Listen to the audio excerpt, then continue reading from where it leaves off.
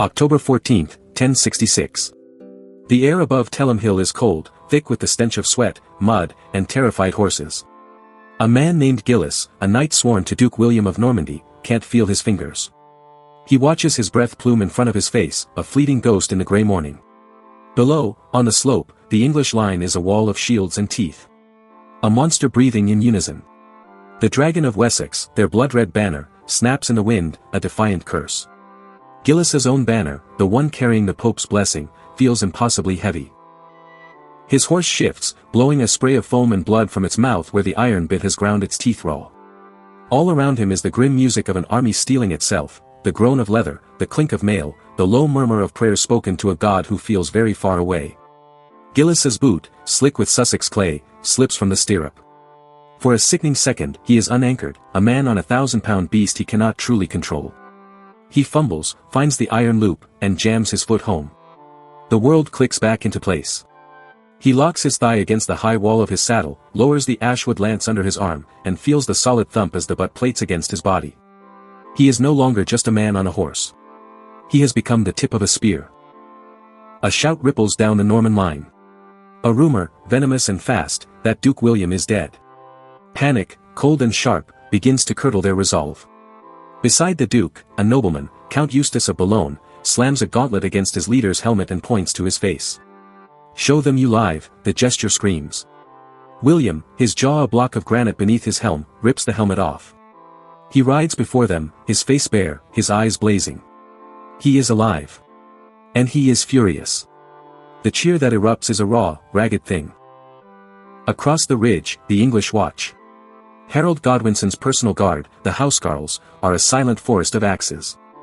These are the finest heavy infantry in Europe, and their two-handed Dane axes are balanced like monstrous guillotines.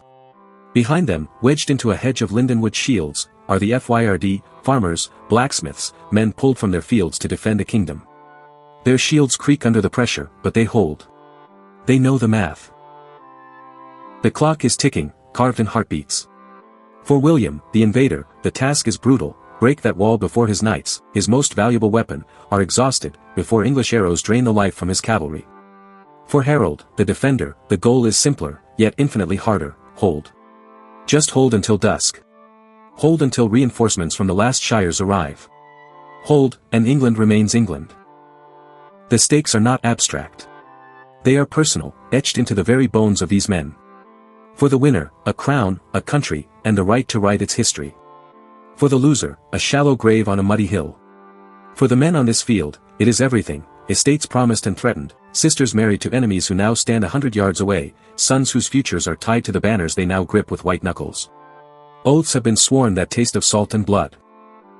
And here, on our table, centuries later, lies the silent witness to it all.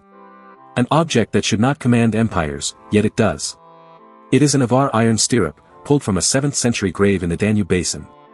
It is small enough to fit in a man's palm, pitted with rust, its tread worn smooth by the boots of 1,000 forgotten riders. It is cold, humble, as ugly and functional as a nail. Yet this simple loop of iron is the invisible thread that connects a Norman's boot on a Sussex hill to a frontier workshop in 4th century China. It is the linchpin. So, the question we must answer tonight is this: was it raw courage, brilliant strategy, and the will of kings that decided the fate of England on this day? Or was the crown of England truly won, by this forgotten triangle of iron? To understand the earthquake, you must first understand the fault line. Before Hastings, before the knight became the tank of the medieval world, there was a long, quiet journey. Our investigation begins 400 years before Christ, with a Greek commander named Xenophon. He wrote the book on horsemanship, literally. And in his world, the rider was a marvel of balance and thigh strength. He gripped the horse with his knees, a precarious, exhausting dance. He could throw a javelin, slash with a sword, but every blow risked disaster. A powerful thrust could send him tumbling from his mount. The horse was a platform for swift movement, not a battering ram. Now, let's travel forward, to the 2nd century BC, in India.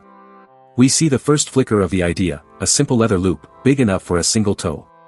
It wasn't for stability in combat, but simply an aid for mounting the horse.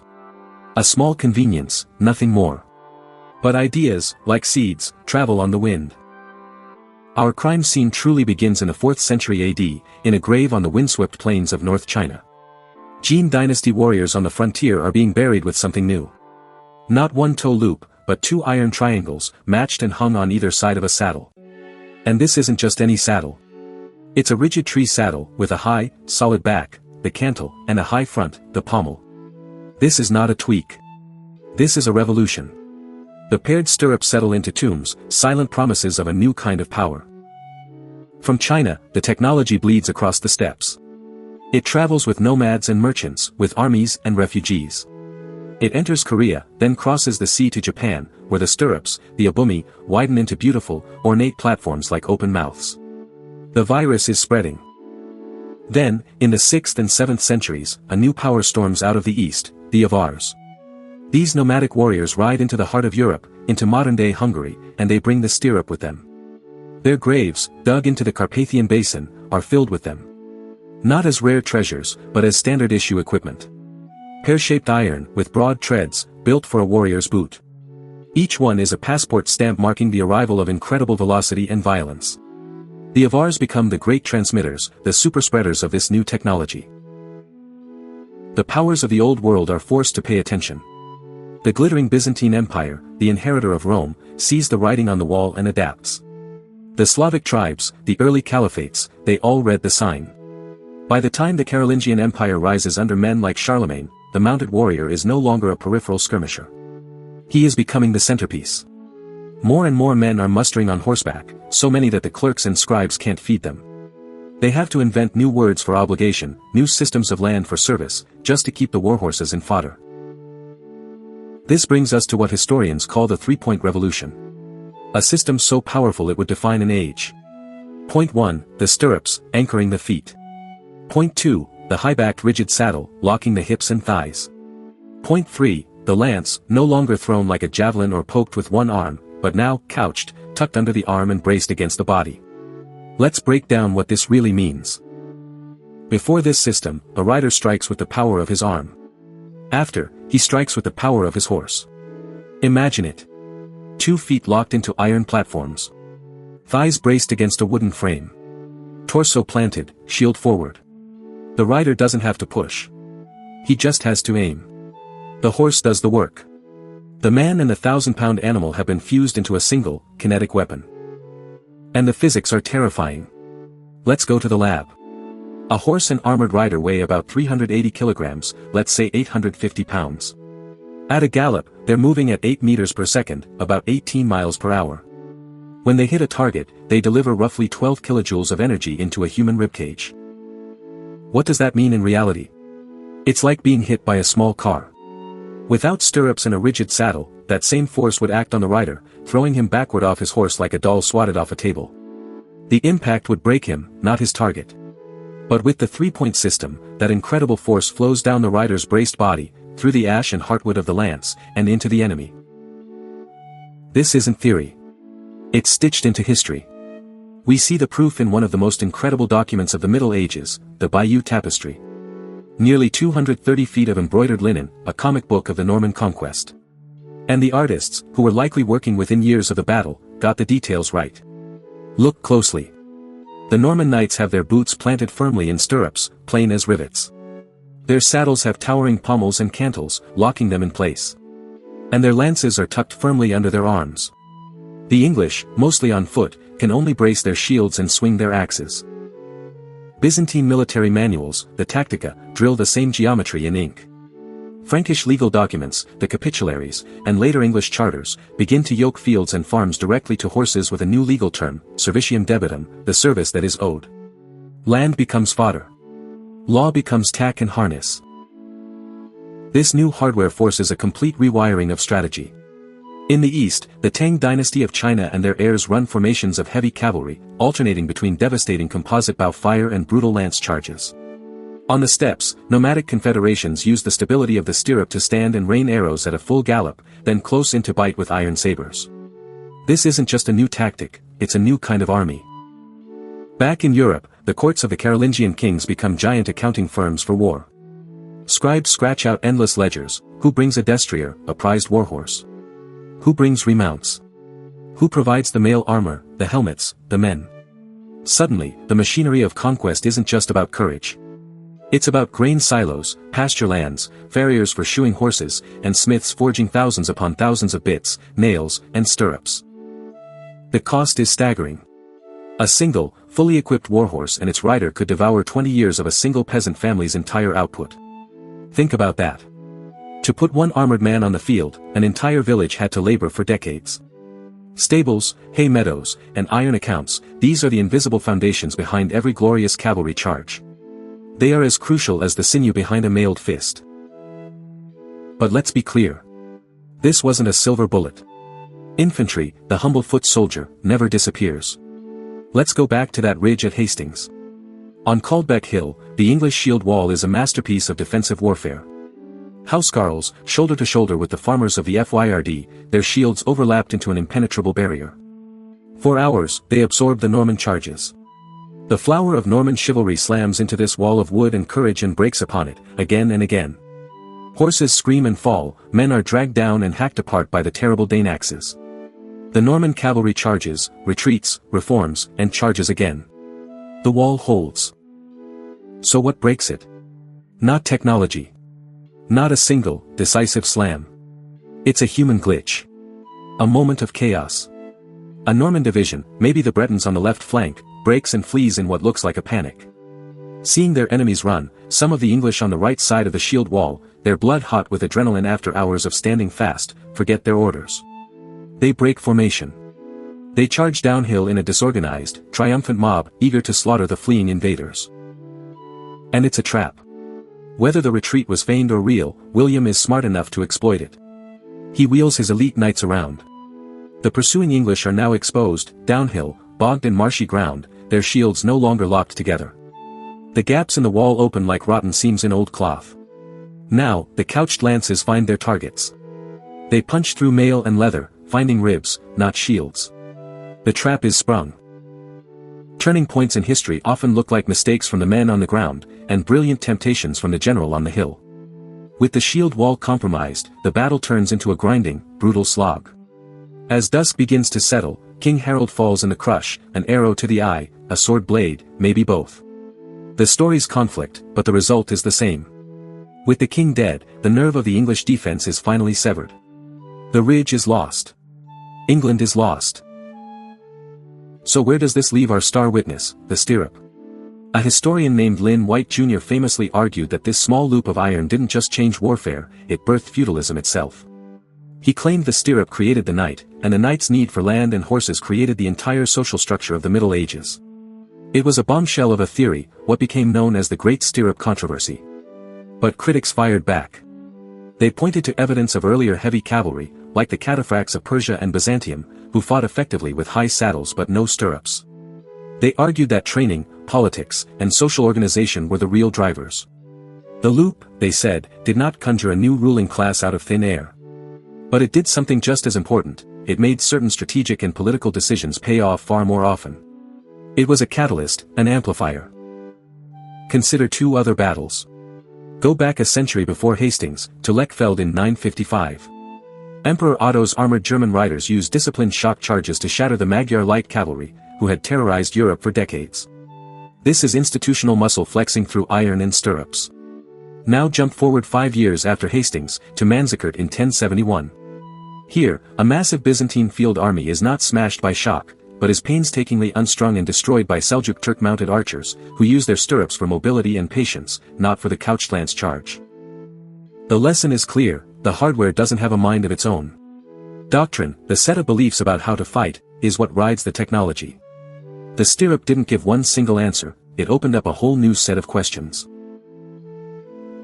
And so we read the pattern, following these tongues of iron as they taste the soil from the frontiers of China to the bloody mud of Sussex. The blueprint for power becomes terrifyingly clear. You take a piece of small, repeatable hardware. Then, you build an institution around it. The technology is inert until a ruler decides to sit a political system on top of it. He picks winners, the people who can afford the new hardware and the training to use it. And then he rewrites the rules, the laws, the economy, the very landscape, to make that choice permanent. After Hastings, Europe doubles down on the couched lance and the professional, permanent retinue of knights. Knights are no longer part-time militia called up for a season of fighting, they harden into a distinct, hereditary class. And the culture shifts to reflect it. Heraldry blossoms on shields and banners, a visual language of power. Legal seals grow more complex. Oaths of fealty get longer and more binding. The entire language of society, of banners and fees and honor, catches up to the physics happening under a rider's boot. But this new world comes at a terrible cost. The ledger is written in blood, treasure, and reputation. Blood, the peasant militias, the FYRD, the infantrymen who once formed the core of armies, lose their standing. Why spend hours in a pushing match of shields when a few seconds of mounted shock can decide the battle? Their power, their leverage, their lives, are devalued. Treasure, monasteries, villages, entire regions are forced to tithe not just grain, but horses, iron, and fodder, all to keep a few hundred men in the saddle.